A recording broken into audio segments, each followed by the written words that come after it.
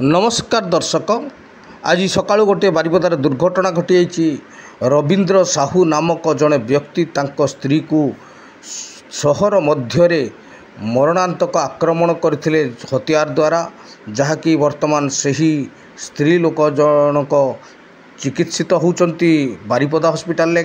विशेष सूत्रु जना पड़ला जे वर्तमान ब्लड बंद होती फार्दर ट्रिटमेंट पाई इमिडिएट कटक पठाउची। तेबे आगरू तांको परिवार रे प्रबल गंडगोल होता है, सब बड़े मारपीट करथांती। तेणु तांको स्त्री आसी बाप घरे अर्थात बांकीशल रोथांती और से बांकीशल से बारिपदा को काम करने को आसती। किंतु आज समय देखी तांको स्वामी रवींद्र साहू उर्फ नीना साहू तांकर हथियार द्वारा तांको स्त्री को आक्रमण करिसेंती। आसंतु देखिबा संपूर्ण न्यूज़टी कौन कौन होईछि। किए मारछंती माने के तो आम तो जानी ना फील्ड उपर किए मारिचे बोली है कि शुणा शुणी कथा जे भेणे मारछंती जो घर को जो रिपोर्टटा जाइछि बर्तमान फोन माध्यम में जाने को पाइले जे भेणे मान मार देछंती चाकू। आपन को से भौणी है? हां पीसी जो भौणी आगो कथा तो कही पारि ना। बर्तमान तो माने हम देखि आसु से भल काम दाम करी परिवार टे चलुतला एवं घर मध्य करिछि, छुआ टिके अछि। आ किछि दिन पूर्व स्वामी भी जाकर रोते से माछ बेपार करुले। किछि दिन घटना 5-6 दिन हम माछ बेपार करुले।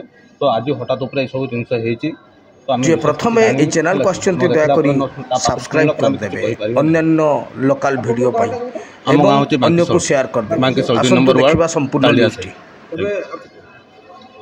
आपन कोई जे एक्सीडेंट हेछि जा को मारो किछि आपन कोन है? भौणी हेबे निज भौणी ने हम गाँव संपर्क पीसी झील भौणी आज्ञा। फैमिली एत बड़ फैमिली नुहे, छोटिया फैमिली टी भौणी टी साइड आगु सब भल या बारिपदार काम करूला जीवा आसवा करूला। ए भौणी टी लोक घरे काम करूला। हठात ये सब जिनस कौन है कौन नहीं मोर न शुणा पर्यंत आम कि पार नहीं कौटी आज्ञा। आम शुणिक पहुँचीचु डाक्तर। मो भल नाटा हूँ गौतम सिंह, तांको नाटा हूँ कविता दिगार। कविता दिगार हाँ से पाखे बर्तमान देखा आज्ञा। भौणी को सिकंदर पोले बांकीशल आज्ञा। मो भौणी बाप घर रोते ये असुविधा मारापिटा करने रोते। हाँ केमती मारापिटा मैंने सबुदिन अशांति होता घर कम करते।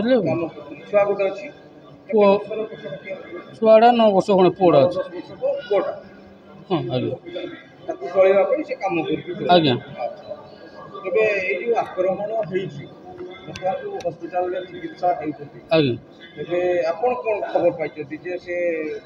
हथियार द्वारा आक्रमण करते हथियार माड़ होती ना जो आक्रमणकारी निज स्वामी आज्ञा ना साउन कौन जो जहाँ को आक्रमण होता ता नाटा है एमती आम डाके कुनी कविता दिगार ना एमती रहे कुनी आम कविता दिगार नुआटा कविता दिगार।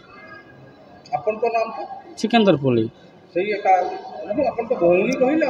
हाँ मो भौणी पीसी रो भौणी आ आपन कौन चाहू न्याय दरकार है न्याय आज्ञा। बहुत बहुत धन्यवाद। नमस्कार दीदी। नमस्कार। आपन नाटा देवी दिगार। जहाँ को आक्रमण से आपन कौन हो से मो नानी हेबे बड़ नणद। बड़ नणद हाँ आपन को बोल नाम कौन कहली? देवी दिगार। याव ताको बोल नाम कविता दिगार। ताकरू हजबत जे आक्रमण करते ताको नाटा जानि छै? रवींद्र दिगार ना रवींद्र साहू। रवींद्र साहू ठीक। आ आपन कौन चाहू छथि? ताको न्याय मिल। ताको न्याय मिल ता शास्ति मिल। शास्ति मिल। शास्ति मिल। अच्छा ये एमती सब बळे आगु भी एमती करंती? हाँ सब रोई जति सही पई ना कोन ना आगु भी सेठी मारापिटा करथले आसी के एठी रहले एठी भी मारापिटा करचंती। ई कोन करंती बर्तमान ताको छुआ को पढिबा पई कोन करंती? लोक घर काम करंती। ना गांपर एडी सब दिन रहउतंती ना बाहागर पर से किछि दिन थिले? हाँ बाहागर पर से किछि दिन थिले तापर आसी के एठी अछंती। से मारापिटा करले से एमते छुरी नै की दौड़ेबे मारते निया नै की दौड़े पुड़ी की मार देबे। ସେ ତାଙ୍କ ଜୀବନକୁ ବଞ୍ଚେଇବା ବଞ୍ଚାଇବା ପାଇଁ ଆସିକି ଏଠି ରହିଲେ। ଘରେ ଆକ୍ରମଣ କଲେ ନା ରାସ୍ତାରେ କରିଛନ୍ତି? ରାସ୍ତାରେ କରିଛନ୍ତି, କୋଉ ଜାଗା?